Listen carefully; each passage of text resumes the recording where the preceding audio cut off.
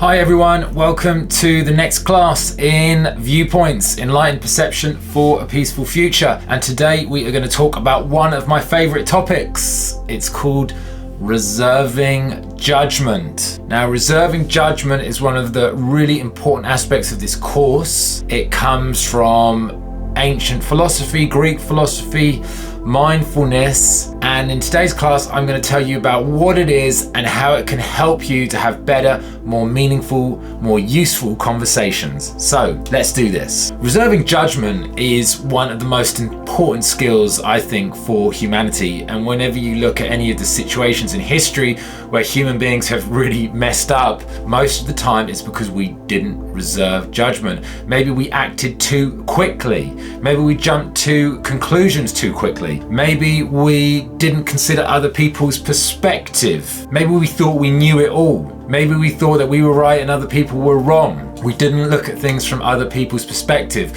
No doubt about it, when we don't reserve judgment, bad things happen, and it is a really useful quality to have. When we do reserve judgment, we get better at making decisions. We get better at factoring in different viewpoints. When we reserve judgment, we get better at having more meaningful, useful relationships. We're not so quick to judge other people. When we reserve judgment, we can improve our own self-awareness. We can become more aware of how we make sense of reality. When we reserve judgment, we can become more flexible and adaptable with change, as opposed to being rigid and limited in terms of how we see reality. And also when we reserve judgment, we don't have to live with so much regret, and we don't have to live with so many negative consequences when we might have acted quickly or rashly. So there's no doubt about it, reserving judgment is definitely one of the coolest things we can learn. So let me tell you a bit about the details of how we can reserve judgment. Now, this whole course has been teaching you probably how to reserve judgment. So the first thing that you can do to reserve judgment is realize that you don't know everything. We only have a limited perception as human beings. We can't know everything. So we have to reserve judgment at some level. We have to hold our opinions lightly because we know that we can't know everything. So we have to reserve a little bit of doubt in terms of what we believe. As human beings, we're constantly learning, we're constantly evolving, and we're constantly learning more. So we have to kind of be humble, really, don't we?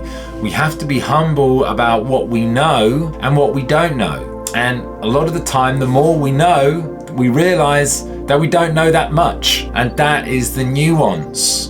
We can't know everything. So we have to reserve judgment when we're talking about things and be willing to learn, be willing to be curious, be willing to learn more. An important part of reserving judgment is learning to be empathetic and to practice empathy. That means, what's it like being in somebody else's shoes? What's it like living their life? Until you've walked in another man's shoes, don't judge him. Until we've looked at something from their perspective, how can we possibly know? So reserving judgment is really, allowing yourself to be empathetic of other people's situations. What background have they come from? What does the world look like from where they're standing? What does their reality tunnel look like? Now, mindfulness talks a lot about reserving judgment, and it's almost like a way of looking and being with reality where we don't judge, we don't put things in categories, we allow ourselves to be with them as they are, without saying this is good, this is bad, or this is right, this is wrong. Allowing things to be open and allowing yourself to realize and experience that there's always more to the story, there's always more to allow, to notice, to experience. So something you can practice is learning to delay your judgment. What does that mean? When something happens, when there's a difficult situation,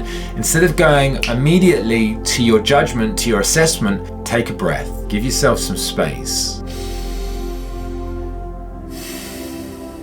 And allow yourself to notice what's going on. Reserve judgment and don't react too quickly, because we never know if we've got all the facts. We don't know whether we're jumping to conclusions. Now, as we've spoken about, a lot of the time there are two sides to a situation. Sometimes there's truth on both sides, right? It's not necessarily I'm right and you're wrong. Sometimes it can be I'm right and you're right. We're both right looking at it from our own perspective. It's a paradox, right? How can two people be right and be saying different things, or even the opposite things? So reserve judgment, because it doesn't necessarily mean just because you're right that other people are wrong. A really good thing to do is to engage in self-reflection, because a lot of the time it's our own biases, our own perceptions, our own filters that are shaping our reality. Allow yourself to notice how your filters, your viewpoint is shaping how you see reality. Allow yourself to reserve judgment.